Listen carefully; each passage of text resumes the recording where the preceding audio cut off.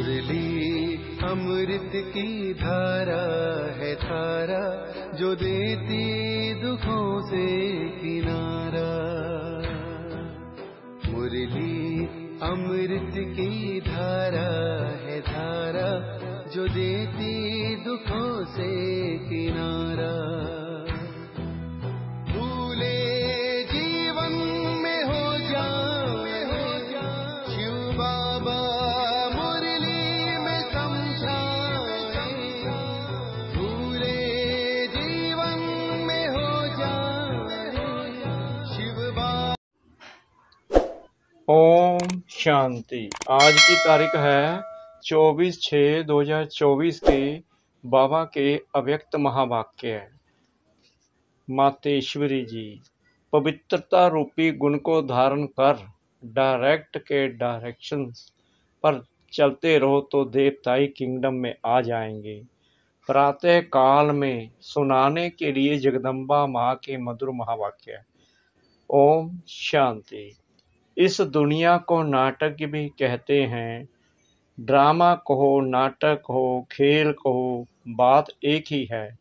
नाटक जो होता है वह एक ही कहानी होती है, उसमें बहुत वाई प्लॉट्स बीच में दिखाते हैं, लेकिन स्टोरी एक ही होती है।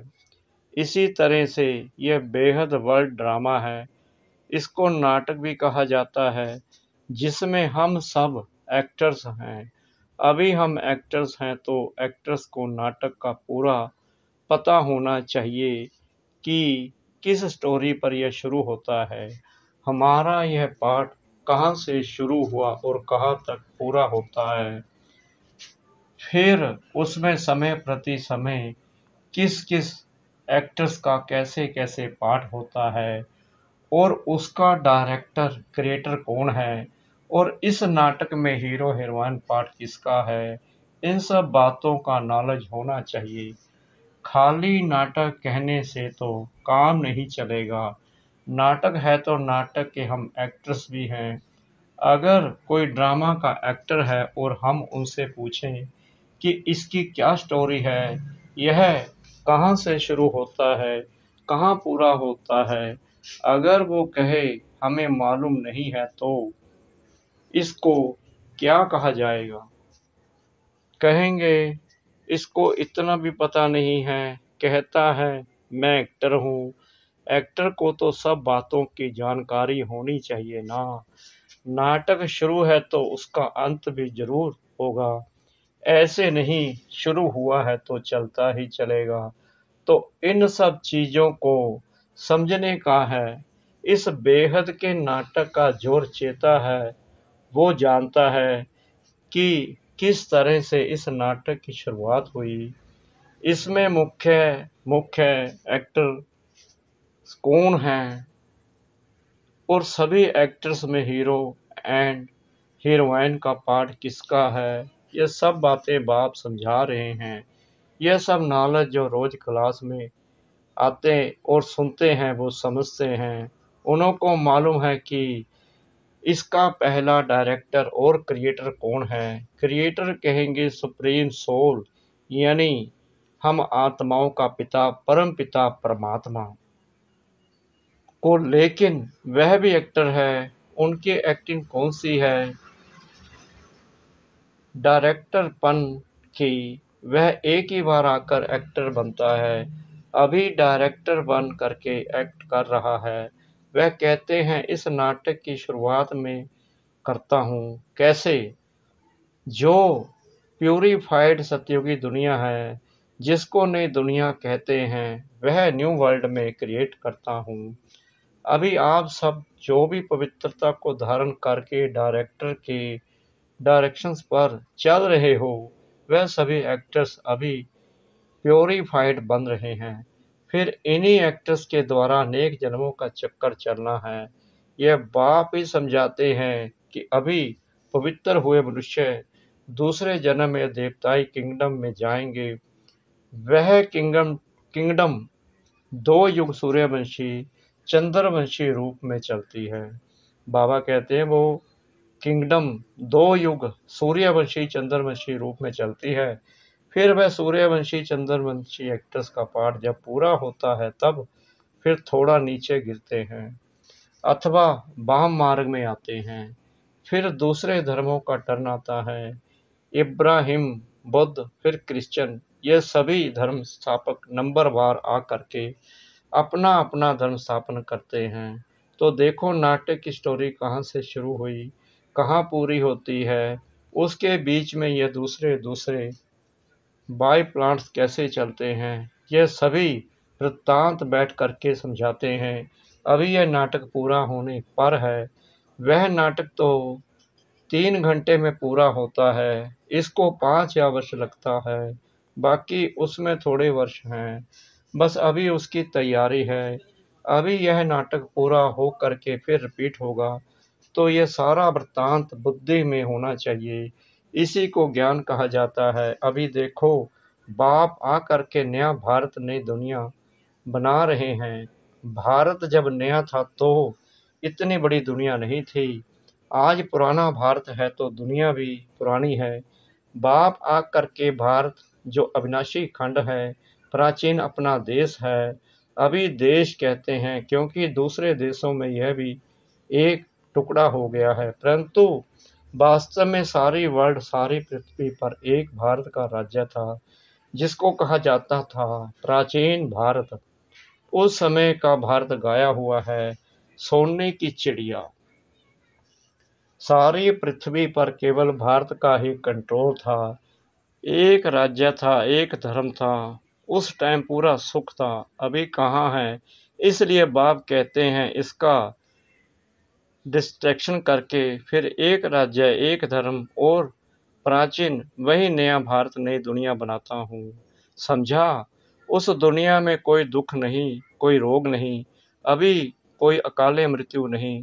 तो ऐसी लाइफ पाने के लिए पुरुषार्थ करो। मुफ्त में थोड़ी ही मिलेगी, कुछ तो मेहनत करनी पड़ेगी।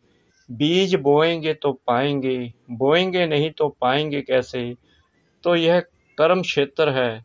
इस क्षेत्र में कर्मों से बोना है। जो कर्म हम बोते हैं वो फल पाते हैं। बाप कर्मों का बीज बोने का सिखला रहे हैं। जैसे खेती करना सिखलाते हैं ना, कैसे बीज डालो, कैसे उसकी संभाल करो, उसकी भी ट्रेनिंग देते हैं। तो बाप आ करके हमारे को कर्म के खेत के लिए कर्मों को कैसे बोए उसकी ट्रेनिंग दे रहे हैं कि अपने कर्मों को ऊंच बनाओ, अच्छे बीज डालो तो फल अच्छा मिलेगा। जब कर्म अच्छा होगा फिर जो बोएंगे उसका फल अच्छा मिलेगा। अगर कर्म रूपी बीज में ताकत नहीं होगी, कर्म बुरे बोएंगे तो फल क्या मिलेगा? यह जो खा रहे हो फिर रो रहे हो, जो खाते हो उसमें ही रो रहे हो। दुख और अशांति है, कुछ न कुछ रोग आदि खिटखिट होती ही रहती है। सब बातें मनुष्यों को दुखी करती है ना। इसलिए बाप कहते हैं अभी तुम्हारे कर्म को मैं ऊंची क्वालिटी का बनाता हूँ। जैसे बीज भी उसी क्वालिटी का होगा तो उस क्वालिटी को बोएंगे तो उसका फल अच्छा निकलेगा। अगर बीज अच्छी क्वालिटी का नहीं होगा तो फिर अच्छी क्वालिटी का फल नहीं मिलेगा। तो हमारे कर्म की भी अच्छी क्वालिटी चाहिए ना। तो अभी बाप हमारे कर्म रूपी बीज को अच्छी क्वालिटी वाला बनाते हैं, तो वह श्रेष्ठ क्वालिटी का बीज अगर बोएंगे तो श्रेष्ठ फल मिलेगा। तो अपने कर्मों का जो बीज है वह अच्छा बनाओ और फिर अच्छा बोना सीखो। तो ये सभी चीज़ों को समझ करके अभी अपना पुरुषार्थ करो। अच्छा, अभी 2 मिनट साइलेंस। साइलेंस का मतलब I am soul. First silence पीछे टाकी में आते हैं। अब बाप कहते हैं फिर चलो साइलेंस वर्ल्ड। तो साइलेंस शांति अपना सब धर्म है। उस साइलेंस में चलने के लिए कहते हैं इस देह का और देह सहित देह के संबंधों की अभी अटैचमेंट छोड़ो, उससे डिटैच हो जाओ। सन ऑफ सुप्रीम सोल, अब मुझे याद करो और मेरे धाम में आ जाओ। तो अभी चलने का ध्यान रखो, अभी आने का नहीं ख्याल करो। अंतमति सो गति, अभी कोई में भी अटैचमेंट नहीं, अभी तो शरीर की भी अटैचमेंट छोड़ दो समझा, ऐसी अपनी धारणा बनाने की है। अच्छा अब बैठो साइलेंस में, चलते फिरते भी साइलेंस, बोलते भी साइलेंस, बोलते कैसे साइलेंस होती है मालूम है? बोलते समय हमारा बुद्धि योग अपने उसी I am soul, first pure soul अथवा साइलेंस सोल, यह याद रखना। बोलते समय हमारे में यह नॉलेज होना चाहिए कि आई एम सोल, इस ऑर्गन से बोलते हैं तो यह अपनी प्रैक्टिस होनी चाहिए। जैसे हम इसका आधार लेकर के बोलते हैं, चलो अभी आंखों का आधार लेते हैं, देखते हैं, जिसकी जरूरत है उसका आधार ले करके काम करो। ऐसे आधार लेकर काम करेंगे तो बहुत खुशी रहेगी, फिर कोई बुरा काम भी नहीं होगा। अच्छा ऐसे बाप दादा और माँ के मीठे मीठे बहुत अच्छे सदा साइलेंस की अनुभूति करने वाले बच्चों के प्रति याद प्यार और गुड मॉर्निंग। अच्छा संदेशी के तन द्वारा आलमैटी पिता के उच्चारित महावाक्य मातेश्वरी जी के प्रति। हे शिरोमणि राधे बेटी, तुम निश दिन मेरे सम दिव्य कार्य में तत्पर हो, अर्थात वैष्णव शुद्ध स्वरूप हो, शुद्ध सेवा करती हो, इसलिए साक्षात मेरा स्वरूप हो। जो बच्चे अपने पिता के फुट स्टेप नहीं लेते उन्हों से मैं बिल्कुल दूर हूँ, क्योंकि बच्चा तो फिर पिता के समान अवश्य चाहिए। यह कायदा अभी स्थापन होता है जो सतयुग त्रेता तक चलता है। वहाँ जैसा बाप वैसा बेटा, परंतु द्वापर कलयुग में जैसा बाप वैसे बेटे नहीं होते। अभी बच्चे को बाप समान बनने का परिश्रम करना पड़ता है, मगर वहाँ तो नेचुरल ऐसा कायदा बना हुआ है, जैसा बाप वैसा बेटा, जो अनादि कायदा इस संगम समय पर ईश्वर पिता प्रत्यक्ष होकर स्थापन करता है। नंबर 2, मधुर माली की मधुर मीठी दिव्य सारथी बेटी, अब तुझे बहुत रमणीक स्वीटनेस बनना और बनाना है। अभी वर्ल्ड सॉवरेंटी की चाबी सेकंड में प्राप्त करना और कराना तुम्हारे हाथ में है। देखो ऑलमाइटी जो हरेक जीव प्राणी का मालिक है, वो जब प्रैक्टिकल में इस कर्म क्षेत्र पर आया है तब सारी सृष्टि हैप्पी हाउस बन जाती है। इस समय वही जीव प्राणियों का मालिक अव्यक्त रीति से सृष्टि को चला रहा है, लेकिन जब वह प्रत्यक्ष रूप में देहधारी बन मालिकपन से कर्म क्षेत्र पर आता है, तब सत्युग त्रेता के समय सभी जीव प्राणी सुखी बन जाते हैं। वहाँ सच की दरबार खुली रहती है। जिसने ईश्वरीय सुख प्राप्त करने अर्थ पुरुषार्थ किया है, उन्हों को वहाँ सदा के लिए सुख प्राप्त हो जाता है। इस समय सभी जीव प्राणियों को सुख का दान नहीं मिलता है, पुरुषार्थ ही प्रारब्ध को खींचता है। जिन्हों का ईश्वर से योग है उन्हों को ईश्वर द्वारा संपूर्ण सुख का दान मिल जाता है। नंबर 3, ओहो तुम वही शक्ति हो जो अपनी ईश्वरीय ताकत का रंग दिखलाए इस आसुरी दुनिया का विनाश कर देवी दुनिया की स्थापना कर रही हो। फिर पीछे सभी शक्तियों की महिमा निकलती है। अभी वह ताकत तुम्हारे में भर रही है। तुम सदा अपने ईश्वरीय बल और रुहाब के मर्तबे में रहो तो सदा अपार खुशी रहेगी। नित्य हर्षित मुख, तुमको नशा होना चाहिए कि मैं कौन हूँ, किसका हूँ, हमारा कितना सौभाग्य है, कितना बड़ा पद है। अभी तुम पहले सेल्फ का साम्राज्य प्राप्त करते हो, फिर सतयुग में युवराज बनेंगे, तो कितना नशा चाहिए। इस अपने भाग्य को देख खुशी में रहो, अपने लक को देखो, उससे कितनी लॉटरी मिलती है। ओहो कितना श्रेष्ठ तेरा लक, जिस लक से बैकुंठ की लॉटरी मिल जाती है, समझा। लकीएस्ट देवी फूल बच्ची। नंबर 4, इस सुहावने संगम समय पर स्वयं निराकार परमात्मा ने साकार में आकर यह ईश्वरीय फैक्ट्री खोली है। जहाँ से कोई भी मनुष्य अपना विनाशी कख अंधे अविनाशी ज्ञान रत्न ले सकता है। यह अविनाशी ज्ञान रत्नों की खरीदारी अति सूक्ष्म है, जिसको बुद्धि से खरीद करना है। यह कोई स्थूल वस्तु नहीं है जो इन नैनों से देखने में आए, मगर अति महीन गुप्त छिपी हुई होने के कारण इनको कोई भी लूट नहीं सकता है। ऐसा सर्वोत्तम ज्ञान खजाना प्राप्त करने से अति निरसंकल्प सुखदायक अवस्था रहती है। जब तक कोई ने ये विनाशी ज्ञान रत्न खरीद नहीं किया है, तब तक निश्चिंत बेफिक्र निरसंकल्प रह नहीं सकता। इसलिए इन अविनाशी ज्ञान रत्नों की कमाई कर अपने बुद्धि रूपी सूक्ष्म तिजोरी में धारण कर नित निश्चिंत रहना है। विनाशी धन में तो दुख समाया हुआ है और अविनाशी ज्ञान धन में सुख समाया हुआ है। नंबर 5, जैसे सूर्य सागर के जल को खींचता है जो फिर ऊंचे पहाड़ों पर बरसता है, वैसे यह भी डायरेक्ट ईश्वर द्वारा वर्षा बरसती है। कहते हैं शिव की जटाओं से गंगा निकलती है। अभी इनके मुख कंबल द्वारा ज्ञान अमृत धारा बरस रही है, जिसको ही अविनाशी ईश्वरीय धारा कहा जाता है, जिससे तुम भगीरथ पुत्र पावन हो, अमर बन रहे हो। यह सिरताज बनाने की वंडरफुल मंडली है। यहाँ जो भी नर और नारी आएंगे वो सिरताज बन जाएंगे। दुनिया को भी मंडली कहा जाता है, मंडल अर्थात स्थान। अब यह मंडली कहाँ टिकी हुई है? ओम आकार में अर्थात अहम सब धर्म में, और सारी दुनिया सब धर्म को भूल प्रकृति के धर्म में टिकी हुई है।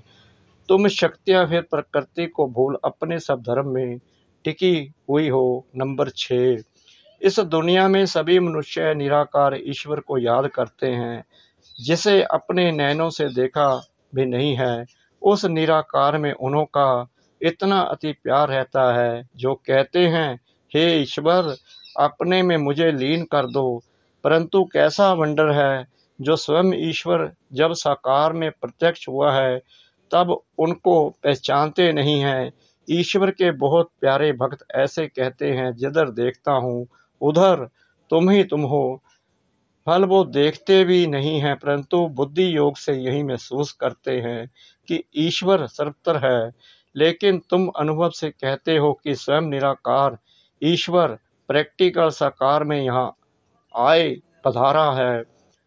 अब सहज ही तुम मेरे से आकर मिल सकते हो, परंतु कई मेरे बच्चे भी साकार में प्रभु पिता को पहचानते नहीं हैं। उन्हें निराकार अति मीठा लगता है, परंतु वह निराकार जो अभी साकार में प्रत्यक्ष है, उसको अगर पहचान लेवें तो कितनी ना प्राप्ति कर सकते हैं, क्योंकि प्राप्ति तो फिर भी साकार से होगी। बाकी जो ईश्वर को दूर निराकार समझते और देखते हैं, जिन्हों को कुछ प्राप्ति नहीं है, वो ठहरे भगत, उन्हें कोई ज्ञान नहीं। अब साकार प्रभु पिता को जानने वाले ज्ञानी बच्चे सर्व देवी गुणों की खुशबू से भरे हुए स्वीट फ्लावर अपने प्रभु पिता पर अपना जीवन ही चढ़ा देते हैं, जिससे उन्हें जन्म जन्मांतर संपूर्ण देवताई दिव्य शोभनिक तन प्राप्त हो जाता है। नंबर 7, सेल्फ को जानने से ही तुम्हें राइट रॉन्ग सत्य असत्य की परख आ गई है। इस ईश्वरीय ज्ञान से ट्रुथ जवान रहती है, जिससे किसी का संग दोष चढ़ नहीं सकता। संग दोष की छाया उसके ऊपर पड़ती है जो खुद अज्ञानवश है। इस समय ट्रुथ जमाना है ही नहीं, इसलिए किसी की जबान पर भरोसा ना रख। उन्हों से लिखवाते हैं। मनुष्यों का बोल अनट्रुथ निकलता है। अगर ट्रुथ होता तो उसके महावाक्य पूजे जाते। जैसे देखो, डिवाइन फादर के ट्रुथ महावाक्यों के शास्त्र बने हुए हैं, जिन्हों का गायन और पूजन चलता है। उनके ट्रुथ यानी सत्य महावाक्यों की धारणा करने से ईश्वरीय क्वालिटी आ जाती है। ना सिर्फ इतना, मगर कोई तो पढ़ते पढ़ते श्री कृष्ण का ब्रह्मा का साक्षात्कार भी पा लेते हैं। ओहो, होली हृदय कमल, होली हस्त कमल, होली नैन कमल बेटी राधे, तेरी सारी काया पलट कमल फूल, सम कोमल कंचन बन गई है। परंतु पहले जब सोल कंचन बनती है तब सारा तन कंचन प्योर बन जाता है। जिस होली कोमल तन में ही अति कशिश भरी हुई है, तुम अपने परमेश्वर पिता द्वारा अज्ञान तपत को बुझाए, ज्ञान तेज को जगाए, अति शीतल रूप बन गई हो। खुद शीतल रूप बन फिर अन्य हम जीन्स को भी ऐसी सच्ची शीतलता दान देने अर्थ इस सुहावने संगम समय पर निमित्त बनी हुई हो। तुम्हारे जड़ चित्रों द्वारा भी सारी दुनिया को शीतलता और शांति का दान मिलता रहता है। अभी तुम सारी सृष्टि को सल्वेशन में लाए, अंत में अपना दिव्य तेज दिखाएं। न्यू वैकुंठ गोल्डन गुलशन में जाकर विश्राम करेगी। अच्छा मीठे मीठे सिकला दे बच्चों प्रति माता पिता बाप दादा का याद प्यार और गुड मॉर्निंग। रूहानी बाप की रूहानी बच्चों को नमस्ते। हम रूहानी बच्चों की रूहानी बाप दादा को श्रद्धा भरी प्रेम भरी नमस्ते। शुक्रिया बाबा, शुक्रिया बाबा, शुक्रिया बाबा इस मीठी मीठी मीठी मुरली के लिए। वरदान सतगुरु परमपिता परमात्मा जी का। बाबा शब्द की चाबी से सर्व खजाने प्राप्त करने वाली भाग्यवान आत्मा भव। चाहे और कुछ भी ज्ञान के विस्तार को जान नहीं सकते व सुना नहीं सकते, लेकिन एक शब्द बाबा दिल से माना और दिल से औरों को सुनाया तो विशेष आत्मा बन गए। दुनिया के आगे महान आत्मा के स्वरूप में गायन योग्य बन गए, क्योंकि एक बाबा शब्द सर्व खजानों की व भाग्य की चाबी है। चाबी लगाने की विधि है दिल से जानना और मानना। दिल से कहो बाबा तो खजाने सदा हाजिर हैं। स्लोगन बाप दादा से स्नेह है तो स्नेह में पुराने जहान को कुर्बान कर दो। बाप दादा से स्नेह है तो स्नेह में पुराने जहान को कुर्बान कर दो। ओम शांति।